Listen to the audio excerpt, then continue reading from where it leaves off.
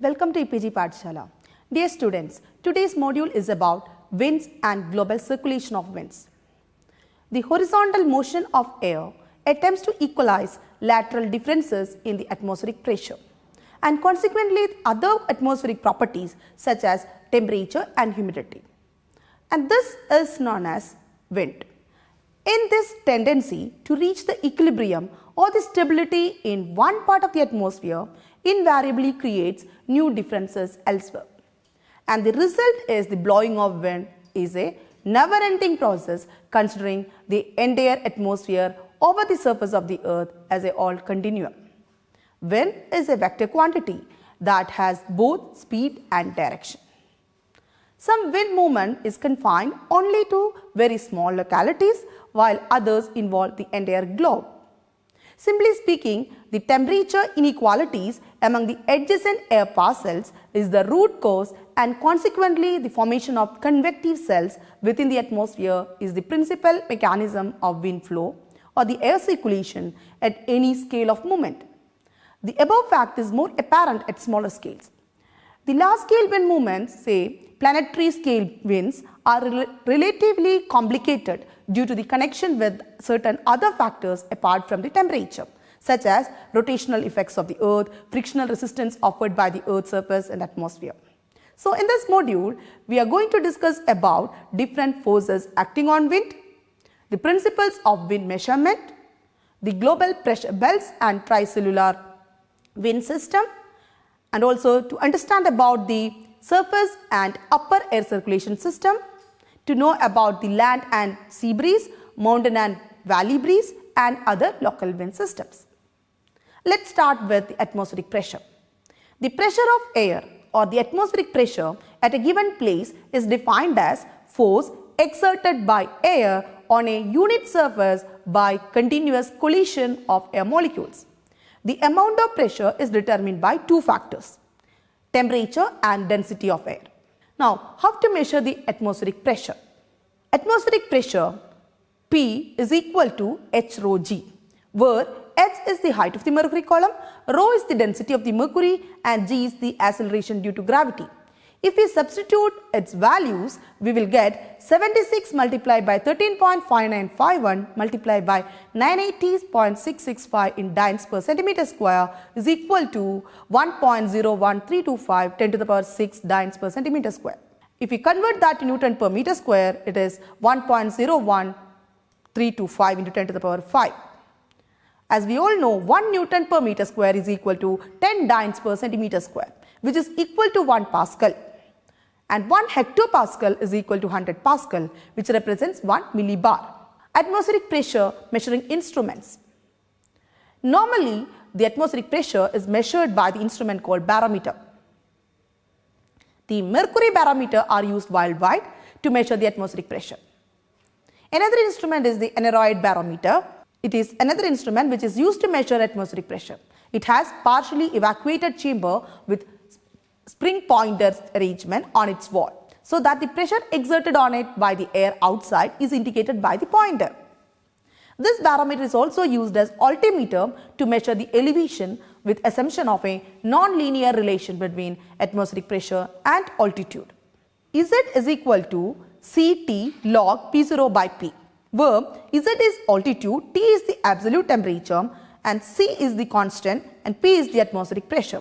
If P is subscripted with 0, that means the pressure at the sea level. The pressure surface. The atmospheric pressure decreases with the elevation and the air pressure at the surface level is higher than the pressure at the higher altitude. The mean sea level pressure is the standard atmospheric pressure that refers to the atmospheric pressure reduced. The average sea level pressure under normal condition is about 1013.25 millibar or 101.325 kilopascal or 760 millimeter of mercury. The mean sea level pressure is used for the synoptic study of the weather. So for all the practical purposes of weather reports, that is synoptic study and the weather analysis on radio, television and newspapers, the mean sea level pressure that is MSLP is used for the reference. And the mean sea level pressure is that pressure which is the atmospheric pressure reduced to sea level. The constant pressure surface. A constant pressure or isobaric surface is a surface in the atmosphere where the pressure is equal everywhere along that surface. For example, 100 millibar surface is the surface in which the atmosphere where the pressure at every point along that surface is 100 millibar. Since the pressure decreases with height, the altitude of 100 MB surface is higher than 500 MB surface. Meteorologists use pressure as a vertical coordinate to simplify the thermodynamic computations on a routine basis. The pressure, surface and corresponding altitude in the troposphere is given in this table. You can see in this table, when the pressure at sea level, the approximate height is 0 meter. At 100 meter, the pressure is 1000 MB. 3000 meter, the pressure is 700 MB. At 5000 meter, the pressure is 500 MB. And 12,000 meter, it is 200 MB. And 16,000 meter, it is 100 MB. So you can see that as the height increases, the pressure decreases. Pressure variation. The atmospheric pressure on the Earth's surface varies with time and space. So temporal variation. The average hourly pressure of a place over a long period of time shows bimodal trend with two maxima at 10 am and 10 pm and minima at 4 am and 4 pm at the time of equinoxes. Similarly, the atmospheric pressure is normally higher during cool season than the hot season. And the spatial variation is the equatorial region generally records lower atmospheric pressure, whereas subtropical region, that is 25 to 35 degree latitude, records higher atmospheric pressure. The polar region is characterized by high atmospheric pressure, and the subpolar region, that is 60 to 70 degree latitude, records lower atmospheric pressure in both the hemispheres. Besides, there is local variation of atmospheric pressure, and it is due to the difference in the temperature, moisture content and convergence or divergence of air mass. An isobar refers to that imaginary line which joins the places of equal mean sea level pressure at a given time. The pressure gradient and wind. The air in horizontal motion is generally referred to as wind. Wind is caused by a pressure gradient that is developed due to unequal heating. When an air column is heated, it expands and height of the pressure surface in the air column increases, leading to divergent flow of air at upper level. This results in fall of air pressure at bottom of the air column, that is at the surface level. So at surface level, the wind blows from edges and high pressure areas. Wind is a vector term which is expressed as speed and direction, from which the direction is from which the wind is blowing. And the wind speed is normally expressed as meter per second or knot, which is nautical miles per hour or kilometer per hour. 1 meter per second is equal to 1.944 knot. 1 knot is equal to 1.852 kilometer per hour, which is equal to 2.237 miles per hour. It is equal to 1.151 miles per hour, and that is equal to 0.515 meter per second. Now, how to measure the wind? Anemometers. The instrument that measure wind speed is called anemometer. There are different types of anemometer used for the different purposes. Cup counter anemometer, propeller type anemometer, hot wire anemometer, sonic anemometer, etc. Cup counter anemometer. It's also known as Robinson's cup counter anemometer. It's a simple type of anemometer. It consisted of 3 or 4 hemispherical cups mounted symmetrically on horizontal arms, which are fitted to a vertical shaft. The air flow while passing the cups in any horizontal direction produces torque at the axis at a rate that was proportional to the wind speed. It is the most common type of anemometer which is used for routine observations in the surface observatories. Propeller type anemometer. It is a windmill type anemometer that often comes as a combination of a propeller and a tail on the same axis to obtain accurate and precise wind speed and direction measurements from the same instrument, that is wind anemometer. Hot wire anemometer. This anemometer uses a very fine wire in the order of several micrometers electrically heated up to some temperature above the ambient. The air flowing past the wire cools the wire. The change in the electrical resistance of the metal indicates the wind speed. In sonic anemometer, or it is ultrasonic anemometer, uses ultrasonic sound waves to measure the wind velocity. The sonic anemometers have very fine temporal resolution, 20 Hz or better, which makes them suitable for turbulence measurements in the eddy covariant system. Plate anemometer consists of a flat plate kept normal to the wind by a wind vane. The plate is fitted to a spring. The compression of the spring determines the actual force which the wind is exerting on the plate. This instrument is less sensitive to the light winds and is generally used to trigger high wind alarms on the bridges. There are also several other devices which can be used for the measurement of wind speed. Another instrument is the wind vane. The wind direction is measured by this simple instrument called the wind vane.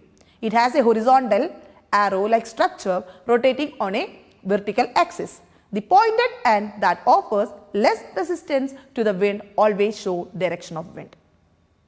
The wind direction is expressed in terms of the direction from which the wind is blowing.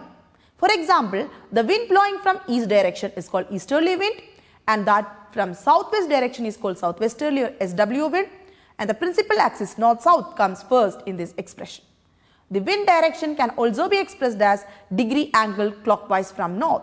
For example, east is expressed as 90 degree, southwest as 225 degree, and so on, and the north is represented by 360. And it is not 0 because 0 represents the calm condition, while it has if it is directed towards north, it is represented by the 360 degree. Beaufort scale. This scale is one such system which originally developed by Admiral Beaufort in 1805 and subsequently revised by other workers. It gives an approximate estimate of the wind speed in the absence of anemometer. If we don't have anemometer, with the help of this Beaufort scale, we can get an approximate estimation of the wind speed. This table shows the Beaufort scale and the corresponding wind speed. You can see in this table, there are 13 values, or in the scale you have, see from 0 to 12 values are there with speed. It has speeds in notes with an indicator and description. So for 0, the indicator smoke raises vertically and it describes calm environment. If the Beaufort number 1 denotes the speed 1 to 3 knots and it is drift of smoke, describes the light air. 2 scale represents 4 to 6 knot with wind felt on face, leaves rustle, and it describes the light breeze. The third, Beaufort number 3 represents 7 to 10 speed with leaves and small twigs in motion, and it describes the gentle breeze. 4 has the 11 to 16 knot speed with dust and loose paper raise, small branches move, and describes the moderate breeze. The Beaufort number 5 denotes 17 to 21 knot speed with small trees in sway, and it describes the fresh breeze. The 6th number denotes the 20, which represents 22, which includes Beaufort number 6 has 22 to 27 speed range with leaves and branches move, telegraph wire whistle, and it describes strong breeze. Beaufort number 7 with 28 to 33 knot speed has all trees sway, walking becomes difficult, and it describes the moderate gale. And 8th number has 34 to 40 knot speed with twigs break off, and it represents fresh gale. The 9th one represents 41 to 47 speed knot, 41 to 47 knot speed with slight structural damage and describes strong gale. And then the Beaufort scale 10 has 48 to 55 speed range with trees uprooted, structural damage, and it describes the all gale. 11 represents widespread damage with 56 to 63 knot speed, and it describes storm. And the 12 number in the Beaufort scale has 64 to 71 knot speed, and it has an indicator of widespread and severe damage, and it describes hurricane. So if you know if the indicator with the speed is known, you can describe the condition with respect to the Beaufort number. Forces acting on wind. 2 different categories of forces acting upon the wind to determine its path, whether direct speed and the direction. The 2 forces are, one is fundamental or driving force and the second one is motion dependent force. Fundamental or driving force. This refers to the pressure gradient force that causes the wind to blow. Motion dependent force. This force acts once the wind starts to blow. This includes Coriolis force, frictional force and centrifugal force. Pressure gradient force. This force is the ratio of difference in the atmospheric pressure between 2 points or locations or isobars and the distance between them. This is the driving force which causes the wind movement. Wind moves from higher atmospheric pressure to lower atmospheric pressure. Greater this difference, greater will be the wind speed. The direction of pressure gradient force is perpendicular to the isobars. The pressure gradient force dP by ds is equal to difference in the pressure between 2 points divided by distance between 2 points. Motion dependent force. The first one is the Coriolis force. The Coriolis force arises due to rotation of Earth, which forms an accelerating coordinate system in which body moves. It is proportional to the speed of the moving body and acts at a right angle to it. The direction of Coriolis force is to the right of the direction of motion in north hemisphere and to the left of the direction of motion in the south hemisphere. It is expressed as Coriolis force is equal to 2 omega sine phi v, where omega is the angular velocity of Earth and phi is the latitude and v is the wind velocity. The next motion dependent force is the frictional force. It is the drag near the surface and acts opposite to the direction of motion. The magnitude of frictional force decreases with height. The frictional force affects the wind up to 1 kilometer above the surface. And the third motion dependent force is the centrifugal force. When the movement of wind is in the curved path, the centrifugal force acts away from the center of curvature of the path. Next is the global circulation system. Atmospheric circulation is the movement of air at all levels of atmosphere over all parts of the planet. The driving force behind atmospheric circulation is solar energy, which heats the surface and atmosphere with different intensities at the equator, the middle latitudes and the poles. This latitudinal heat imbalance drives the circulation of the atmosphere and oceans. Around 60% of the heat energy is redistributed around the planet by the atmospheric circulation and around 40% is redistributed by the ocean currents. The rotation of Earth on its axis and the unequal arrangement of the land and water masses on the planet also contribute to various features of atmospheric circulation. Single cell model. The atmospheric heat balance between equatorial and polar region is explained by Hartley in 17th century through single cell model. He assumed one large meridional cell driven by a giant low pressure in the equatorial region and high pressure at polar region in both the hemispheres. The surface wind blows from cold polar region, that is having high pressure, to the warm equatorial region of having low pressure. The convergence of wind from both hemispheres occurs at equator, where wind moves upward and divergence. And you can see this in this figure. The single cell model has oversimplified with the assumption that Earth's surface is homogeneous, Sun is always directly over the equator and Coriolis force is ignored in the cell model. Three-cell model of atmospheric circulation. Earth rotates with tilted axis and there is more land in the northern hemisphere than in the southern hemisphere. The actual global air circulation pattern thus is more complicated. Instead of a single cell, the global circulation is explained by a three-cell model that consists of three circulation cells in each hemisphere. These are Hadley cells, Ferrel cells and polar cells. Hadley cells. It forms between equatorial and subtropical region. Due to intense heating at equatorial region, the air rises upward and moves poleward, cooling and descending in the process, leading to high pressure at subtropical region, that is 30° latitude of both the hemispheres. The surface flow of air from subtropical high to equatorial low completes a convection cell that is known as Hadley cell that dominates tropical and subtropical climates. You can see this in this figure. Hadley cells are named after the English scientist George Hadley, who first described this in 1753. And the second three-cell model is the Ferrel cell. Ferrel cell, while the poleward air from the equator sinks at 30° latitude and returns to the equator, some of this air flows poleward. At about 60 degree latitude, this air mass meets much colder polar air, that is, the areas where this occurs are known as polar fronts. And the warmer air is forced upward by the colder air to the tropopause, where most of it moves back towards the equator, sinking at about 30 degree latitude to continue the cycle again. This second circulation belt over the mid latitudes between 30 degree and 60 degree latitudes in both the hemispheres are known as Ferrel cell, and it is named after the American meteorologist William Ferrel, who discovered it in 1856. And the third type is the polar cell. The air at the top of polar fronts that does not return toward the equator moves instead poleward. At the poles, this air cools, sinks and flows back to 60 degree latitude north and south. These third circulation belts over the poles are known as polar cells or polar Hadley cells, because they flow in the same direction as the Hadley cells near the equator. However, they are not as powerful since they lack the solar energy present at the equator.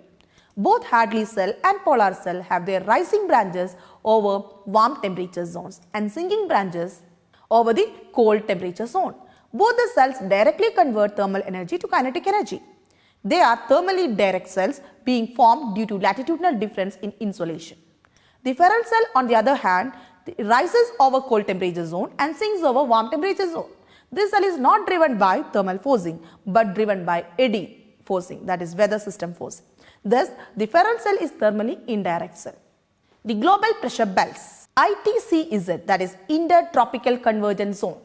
The equatorial region is associated with a low pressure belt that is called equatorial low. This is the region where the northeast and southeast trade winds convergence. Hence, it is popularly known as intertropical convergence zone or ITCZ. This region is characterized by light and irregular wind broken by occasional thunderstorms and squalls. The width and exact location of the doldrums is hard to predict. The sailing ships are sometimes becalmed here for many days waiting for a proper wind. Thus, the ITCZ is also called doldrums that represents the depressed mental state of the sailors while passing this region. Because of the converging moist air and high potential for rainfall in the doldrums, this region coincides with the world's latitudinal belt of heaviest precipitation and most persistent cloud cover. Subtropical highs. This is the area of high pressure, generally located between latitude 25 degree and 35 degree latitudes in north and south hemispheres. The subtropical highs are areas of sinking and air from higher altitudes, which settle to build up the atmospheric pressure. From this region, the surface wind blow poleward to become the westerlies and equatorward as the trade winds. The subtropical highs are areas like the doldrums in which there are no strong prevailing winds. However, unlike the doldrums, the weather conditions here are typically clear, sunny and rainless, especially over the eastern portion of the ocean where high pressure cells are strongest. The subtropical highs are often called horse latitudes. This name comes from the occasional need by the Spanish conquistadors to eat their horses or throw them overboard in order to conserve drinking water and lighten the weight when their ships were becalmed in these latitudes. The horse latitudes are called variables of Cancer and variables of Capricorn in north and southern hemisphere respectively. So that is, in north it is variables of Cancer and in south it is variables of Capricorn. Subpolar lows. When cold air flowing out of the polar region and the warmer air moving in the path of the westerlies meet, the heavier cold air pushes the warm air upward, forcing it to rise rapidly, forming a transition zone of low pressure, which is called as subpolar low or polar front. The weather of this frontal region can be very stormy. Polar highs. The polar highs are areas of high atmospheric pressure around the north and south poles. The south polar high being the stronger one because land gains and loses heat more effectively than sea. The cold temperatures in the polar region cause air to descend to create high pressure or subsidence. The surface temperatures of the polar highs are the coldest on earth. The polar high regions get very low amount of precipitation and are thus known as polar deserts. So till now we have seen the global pressure belts. Now we will see the global wind system. Trade winds. The trade winds blow out of the subtropical highs towards the equatorial trough in both the northern and southern hemisphere between 5 degree and 25 degree latitudes. Because of the Coriolis force, the northern trades move away from the subtropical high in a clockwise direction out of the northeast. In the southern hemisphere, the trades diverge out of the subtropical high towards the equatorial trough from the southeast, as their movement is counterclockwise. Because the trades tend to blow out of the east, they are also known as tropical easterlies.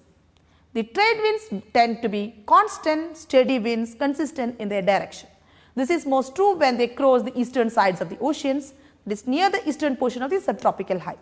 The area of the trades varies somewhat during the solar year, moving north and south a few degrees of latitude with the sun. Near their source in the subtropical highs, the weather of the trade is clear and dry, but after crossing large expanses of ocean, the trades have a high potential for stormy weather. Early Spanish sea captains depend on the northeast trade winds to drive their galleons to destinations in the Central and South America in search of gold, spices and new lands. Westerlies. The westerlies flow poleward out of the subtropical high pressure cells in both the hemispheres of the Earth's surface. The path of these become westerly due to Coriolis impact, which is more noticeable at higher latitude, and thus these winds have been labelled as westerlies. They tend to be less consistent in direction than the trades, but they are usually stronger winds and is associated with stormy weather. The westerlies occur between 35 and 65 degree north and south latitudes. In the southern hemisphere, where there is less land than in the northern hemisphere, to affect the development of winds, the westerlies attain their greatest consistency and strength. Polar easterlies. The polar easterlies are the dry, cold, prevailing winds that blow from the high pressure areas of the polar highs at the north and south poles toward the subpolar low, that is polar front, in between 60 degree to 90 degree latitude of each hemisphere. The direction of polar wind is being deflected westward by the Coriolis effect. The polar easterlies are often weak and irregular. The pressure belts are discontinuous, semi-permanent and quasi-stationary in nature. The non-homogeneous distribution of land and water makes the pressure belt discontinuous, since the land mass and ocean have different heat storage capacity. The seasonal change in insolation pattern of north and south hemisphere causes seasonal shift of pressure belts. All of these belts tend to move northward during the northern summer and southward during the northern winter. Because the global heating and cooling lags behind the position of the sun, they reach their northernmost latitude at or after the end of the northern summer. This brought the trade winds within reach of the Spain and Portugal and determined the sailing time of the Spanish treasure fleet. The northernmost position of the wind belts corresponds to the Atlantic hurricane season. High altitude winds or the winds aloft. When the wind blows at high altitude, it is not affected by the surface friction. Air aloft will move in response to pressure gradient and will be influenced primarily by the Coriolis effect. Geostrophic and gradient winds. At upper levels in the atmosphere, a parcel of air is subjected to a pressure gradient force and a Coriolis force. As a parcel of air moves in response to a pressure gradient, it is turned progressively sideways until the gradient force and Coriolis force balance, which produce the geostrophic wind. The geostrophic wind blow parallel to the isobars. When the wind blows in a curved path, the centrifugal force acts on wind outward from the center of curvature, and resultant wind is a balance among the pressure gradient force, centrifugal force and Coriolis force. And the resultant wind is called gradient wind. The gradient wind occurs during the cyclonic or anticyclonic movement of air when there is a low pressure zone surrounded by high pressure or the reverse. Jet stream and Rossby waves. The jet stream forms high in the upper troposphere under thermal effect between two air masses of very different temperature and the impact of Coriolis force. The greater the temperature difference between the air masses, the faster the wind blows in the jet stream. If the warm and cold air masses are quite deep, higher altitudes in the atmosphere experience progressively larger air pressure difference that leads to very strong winds. The jet stream is like narrow zones of very high wind speed winds. Jet stream is like narrow zones of very high wind speed winds. The wind speed often exceeds 100 miles per hour and sometimes it is 200 miles per hour. Jet streams are strong in the winter when there is a greater contrast in temperature between cold continental air masses and warm oceanic air masses. There are three kinds of jet streams. The polar jet stream, that is westerly, that forms near the interface of polar and Ferrel circulation cells. Subtropical jet stream, which is westerly, that forms near the boundary of Ferrel and Hadley's circulation cells, and tropical easterly jets that occur during the northern hemisphere summer in tropical regions, typically where the dry air encounters more humid air at high altitudes. The smooth westward flow of the upper air westerlies frequently forms undulations that is known as Rossby waves. The waves arise in a zone of contact between cold polar air and warm tropical air called the polar front. The number of Rossby waves ranges from 3 to 7. Now we will see some of the local winds. These local winds occur due to local situation, generally diurnal in the character. For example, the local winds include land breeze, sea breeze, mountain breeze and valley breeze. Land and sea breezes. A sea breeze or onshore breeze is a gentle wind blowing from sea towards land that develops over the water bodies or the sea near land due to differences in air pressure created by their different heat capacity.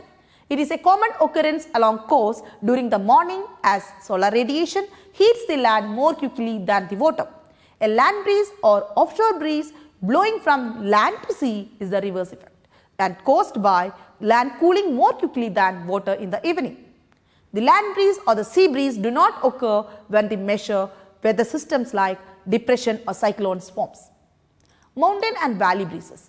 The mountain and valley breeze are the part of wind system of a mountain valley region that blows downhill, that is mountain breeze, at night, and uphill, that is valley breeze, during the daytime. The mountain and valley breezes form through a process similar to that sea and land breeze. During the day, the mountain side is directly heated by the sun, and the temperature is higher, the air expands, air pressure reduces, and therefore air will rise up the mountain side from the valley and generate a valley breeze. At around 10 am, the wind flows from the valley and up along the mountain side. The higher the temperature, the stronger the breeze. The valley breeze reaches its maximum force at around 2 pm. That slows down gradually and comes to a complete stop by sunset. By nightfall, the mountainside region is able to dissipate heat more quickly due to its higher altitude, and therefore temperature drops rapidly. The cold air will then travel down the mountainside from the top and flow into the valley, forming a mountain breeze. The mountain breeze is also called gravity wind or drainage wind.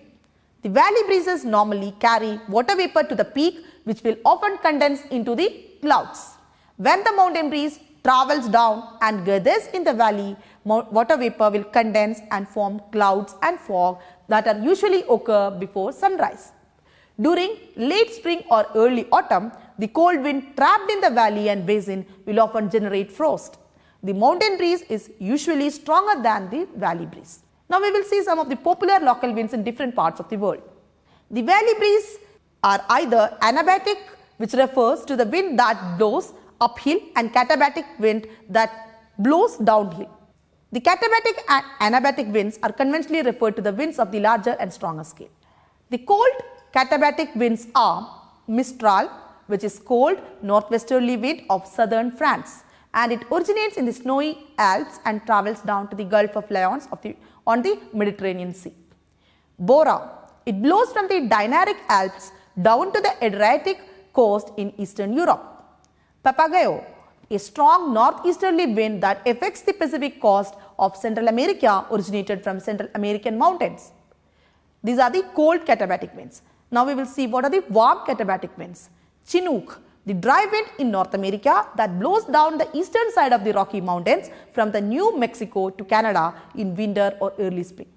Santa Ana, which is warm, dry, gusting winds in Southern California that create a major wildfire hazard, and it is originated from the elevated plateau of the Mojave Desert. Mojave Desert. Foehn, it flows down from the Alps onto the plains of Austria and Germany. Zonda, it is a local name of katabatic wind in the Argentina. Nor'wester in the Canterbury Plains of New Zealand. And other important local winds are harmattan, a very dry and dust-laden West African wind that blows southeast from the Sahara to the coast, especially between October to February. Sirocco, a hot, dry south wind blowing from Sahara to the Mediterranean. In Egypt, this wind is called Kamsin.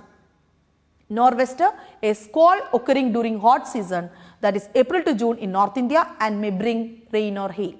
Loose, a hot and dry summer westerly winds that sweep the upper and middle Ganga plains. Now we will see some of the terms that describe wind fluctuations. Veering, it's a clockwise change in the direction of wind. Backing, it is anti-clockwise change in the direction of wind. Gust, sudden increase in mean wind speed. Lull, sudden decrease in the mean wind speed. Squall, sudden increase in mean wind speed up to 24 knots. It occurs with thunder cloud. Gale, it is persistent strong wind exceeding 33 knots. So, to conclude, the atmospheric pressure is the force exerted by air on a unit surface which is determined by temperature and density of air. It is measured by instrument, mainly barometers. The standard atmospheric pressure is the pressure at mean sea level, that is 1013.25 millibars. For synoptic study and weather reports, normally the mean sea level pressure is used as reference. The atmospheric pressure shows a bimodal trend with two maxima at 10 am and 10 pm and minima at 10 am and minima at 4 am and 4 pm at the time of equinoxes. Similarly, in the year, the high pressure is recorded during cool season and low pressure in the hot season. And isobars are the imaginary lines joining the places of equal mean sea level pressure at a given temperature. The close isobars imply the steep pressure gradient. The surface wind generated by the pressure gradient force is being affected by the Coriolis force resulted from the rotation of earth, frictional force offered by the surface roughness. And the centrifugal force acts upon the wind when it moves on a curved path. The geostrophic wind at high altitude blows parallel to the isobars as the pressure gradient force is balanced by the Coriolis force. The wind speed is measured by the anemometer and is expressed as meter per second, knot, that is nautical miles per hour, and other equivalent units. Before scale gives an approximate estimate of the wind speed from 0 to 12 values. The wind direction is measured by the wind vane and it is expressed normally southwest, SW, and NE, etc. or as degree angle clockwise from the north. The latitudinal distribution of pressure shows equatorial low at 50 degree north to 50 degree latitude, and normally that is known as ITCZ, that is intertropical convergence zone or doldrums. Subtropical high or host latitude at 25 to 35 degree latitude, subpolar low or polar front at 60 to 70 degree, and polar high near 90 degree latitude in north and south hemispheres. The surface wind system includes northeast and southeast trade winds, westerlies, polar easterlies in both the north and south hemispheres. The entire system moves southward in the January and northward in June. The three-dimensional system of global circulation expressed in terms of Hadley cell, Ferrel cell and polar cell with high-speed jet streams and Rossby waves at high altitudes. We have also seen the local wind systems include land breeze, sea breeze, mountain valley breeze, which shows diurnal pattern of variation in intensity and direction. And we have also came across some of the common local winds. Thank you.